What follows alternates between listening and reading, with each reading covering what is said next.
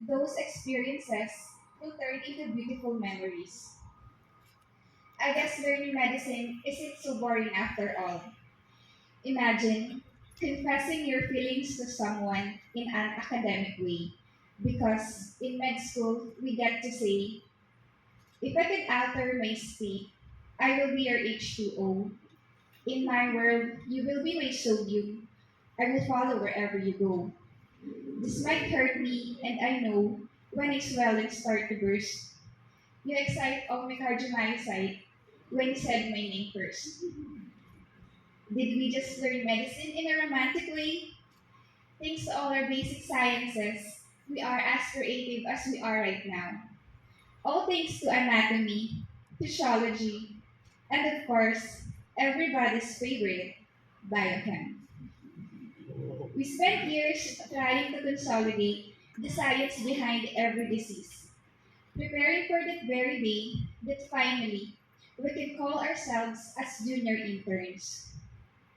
Clerkship made us excited to be calling ourselves as doctors.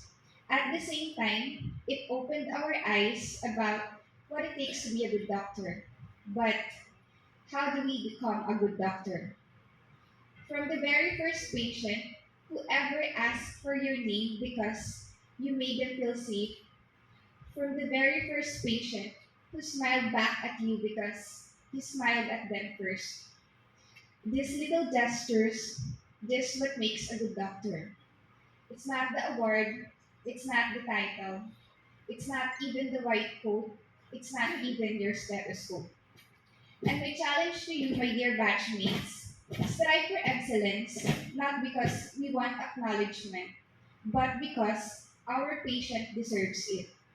Strive for competence, not because we want competition, but because we want to be the kind of physician that our nation deserves.